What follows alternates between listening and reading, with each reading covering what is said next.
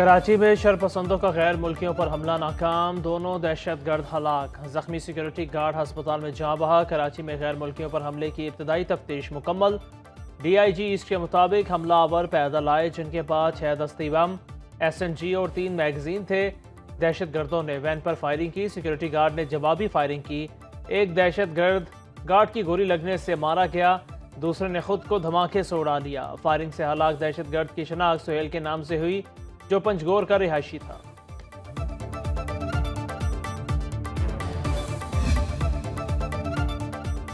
کراچی کے علاقے لانڈھی میں دہشت گردوں کے حملے میں سیکیورٹی گارڈ سمیت 2 پاکستانی شہری جاں بحق۔ ترجمان دفتر خارجہ کے مطابق قانون نافذ کرنے والے اداروں کی بروقت کارروائی کے نتیجے میں 2 دہشت گرد مارے گئے۔ حکومت پاکستان دہشت گردی کے اس گھناؤنے فعل کی شدید مذمت کرتی ہے۔ مجرموں کو انصاف کے کٹہرے میں لانے کے لیے تمام ضروری اقدامات کیے جائیں گے۔ پاکستان ملک میں مقیم غیر ملکی شہریوں کی حفاظت کو یقینی بنانے کے لیے پرعزم ہے۔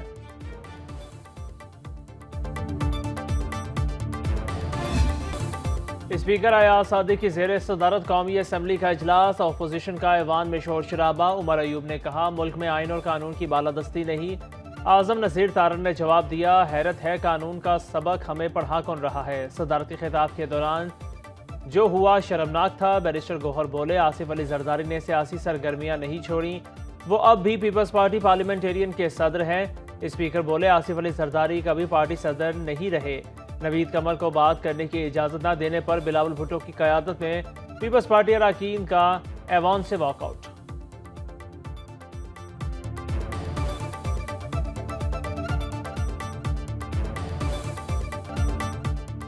اسپیکر قومی اسمبلی نے جمشید دستی اور محمد اقبال کی رکنیت معطل کر دی۔ ایاز صادق نے کہا صدارتی خطاب کے دوران جمشید دستی اور محمد اقبال نے غیر پارلیمانی زبان استعمال کی، رکنیت معطل کی جا رہی ہے۔ بلاول بھٹو نے کہا دونوں اپوزیشن ارکان کی معطلی ضروری تھی، مثال کام کرنی چاہیے۔ پارلیمان میں احتجاج سے دنیا کو غلط پیغام دیا گیا، اپوزیشن دائرے میں رہتے تو ویلکم کرتے ہیں، اپوزیشن والے نہتی آصفہ سے ڈرتے ہیں۔ دونوں صوبوں میں حکومتی اقدامات سے روٹی سستی نہیں ہوئی۔ آئی ایم ایف پاکستان کو سپورٹ کرنے کے لیے تیار ہے۔ مشرق وسطی اور وسطی ایشیا کے لیے آئی ایم ایف کے نمائندے جہاد آزور کی پریس کانفرنس، کہا آئی ایم ایف پیکج کے حجم سے زیادہ اصلاحات کا پیکج اہم ہے۔ ترقی کے لیے پاکستان کو اصلاحاتی ڈھانچے کو بڑھانا ہوگا۔ مشرق وسطی اور وسطی ایشیا سے متعلق رپورٹ میں آئی ایم ایف کا کہنا ہے 2024 میں پاکستان کی شرح نمون 2023 سے بہتر رہے گی۔ پاکستان کو اخراجات میں کمی، سبسڈی کے خاتمے اور ٹیکس چھوٹ میں کمی کے اقدامات کی ہدایت، پابندیاں اٹھا کر برآمدات کو 15% تک بڑھانے کی تجویز۔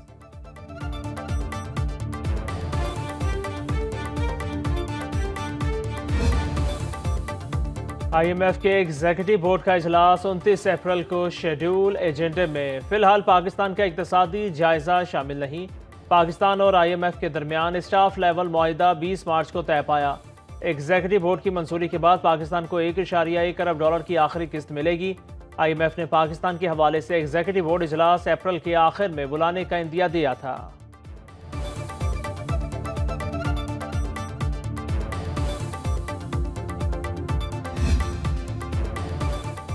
ایوان صدر میں ترک چیف آف جنرل اسٹاف کو نشان امتیاز ملٹری دینے کی تقریب، صدر آصف علی زرداری نے ترک چیف آف جنرل اسٹاف کو نشان امتیاز ملٹری سے نوازا۔ جنرل متین گورکی نیول ہیڈ کوارٹرز آمد، نیول چیف ایڈمرل نوید اشرف سے ملاقات، 2 طرفہ بحری تعاون اور 2 طرفہ امور پر تبادلہ خیال۔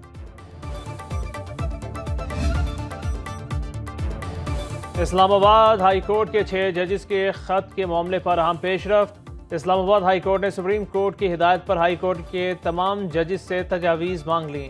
ذرائع کے مطابق تمام ججز کو پیر تک تجاویز دینے کے لیے کہا گیا۔ اسلام آباد کے سیشن ججز کو بھی تجاویز جمع کرانے کی ہدایت۔ ججز کی تجاویز کے بعد فل کورٹ بلانے یا نہ بلانے کا فیصلہ ہوگا۔ سپریم کورٹ نے ہائی کورٹ ججز کے خط کے معاملے پر تجاویز مانگی تھی۔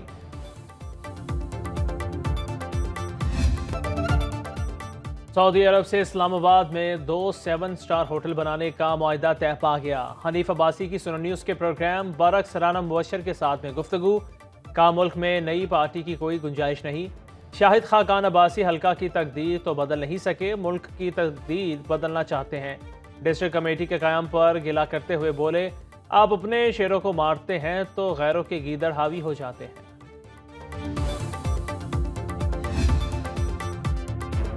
کراچی کے علاقے لیاقت آباد ڈاکخانہ کے قریب بجلی کی بندش کے خلاف شہری سراپا احتجاج، تین ہٹی سے ڈاکخانہ جانے والی سڑک کو بند کر دیا۔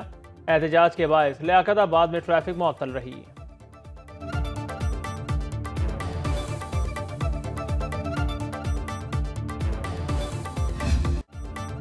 پنجاب میں 16 کی روٹی اور 20 کا نان نہ دینے والے تنوروں پر چھاپے، گرفتاریاں اور جرمانے۔ لاہور انتظامیہ کا 90% مقامات پر سرکاری نرخ پر روٹی اور نان کی دستیابی کا دعویٰ۔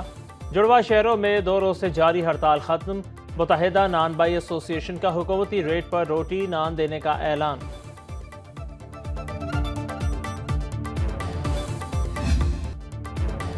خیبر پختونخوا حکومت سستی روٹی پشاور والوں کو بھی نہ دلا پائی، باقی شہروں میں بھی حکومتی ریٹ پر روٹی نہ ملنے کی شکایات۔ وزیر اعلیٰ خیبر پختونخوا کے مشیر مزمل اسلم کہتے ہیں، ہم نے 16 روپے کی روٹی اور ایئر ایمبولینس پر وقت ضائع کرنے کی بجائے ڈیلیور کیا۔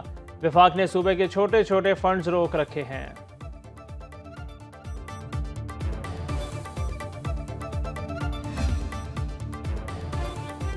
ضمنی الیکشن کا دنگل سجنے کو تیار، اتوار کو پولنگ ہوگی۔ 5 قومی اور 16 صوبائی حلقوں میں ووٹ ڈالے جائیں گے۔ لاہور، قصور، ڈی آئی خان، گجرات، چکوال، ناروال، وزیر آباد، بھکر، شیخوپورہ، رحیم یار خان، ڈی جی خان اور کوہاٹ کے حلقے شامل۔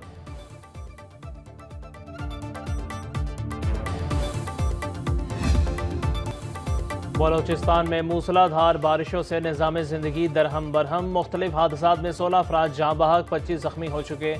مختلف ڈیمز کے حفاظتی بند ٹوٹنے سے پانی آبادیوں میں داخل۔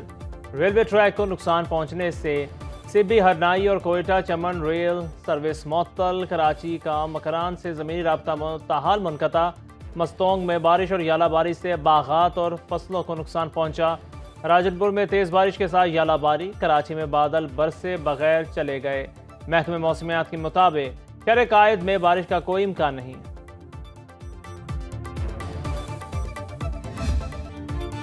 خیبر پختونخوا اور آزاد کشمیر میں طوفانی بارشوں سے ندی نالوں اور دریاؤں میں طغیانی، بالائی علاقوں میں land sliding. P D M A کے مطابق خیبر پختونخوا میں مختلف حادثات میں 36 افراد جاں بحق، 53 زخمی ہوئے۔ دیواریں اور چھتیں گرنے کے 2000 سے زائد واقعات پیش آئے۔ مانسہرہ میں لینڈ سلائیڈنگ کے باعث شاہراہ کاغان اور رابطہ سڑکیں بند، مقامی لوگوں کے ساتھ سیاح بھی محصور ہو گئے۔ سوات، چترال اور خیبر میں پاک فوج کی امدادی کارروائیاں جاری۔ آزاد جموں و کشمیر میں حالیہ بارشوں سے 20 افراد جاں بحق اور 34 زخمی ہوئے۔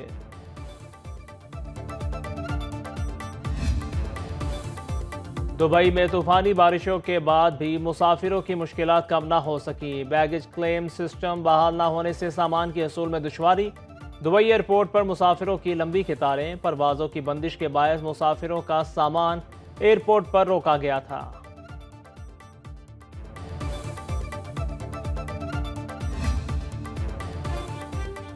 پارلیمنٹ ہاؤس کی مسجد میں چور گھس گئے۔ نماز جمعہ کے دوران پارلیمنٹ ہاؤس کی مسجد کے باہر سے متعدد نمازیوں کے جوتے چوری، کئی افراد کو ننگے پاؤں گھر جانا پڑا۔ اسپیکر قومی اسمبلی ایاز صادق نے واقعے کا نوٹس لے کر انکوائری کمیٹی قائم کر دی۔ سی سی ٹی وی کی مدد سے چور کا پتہ لگانے کی کوشش۔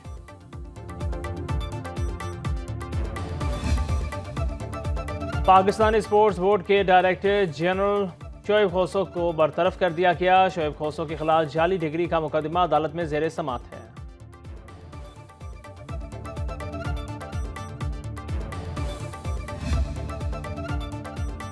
اور پاکستان اور نیوزی لینڈ کے درمیان T20 سیریز کا دوسرا میچ آج راولپنڈی میں کھیلا جائے گا۔ سیریز کا پہلا میچ بارش کے باعث بغیر نتیجہ تن ختم کر دیا گیا تھا۔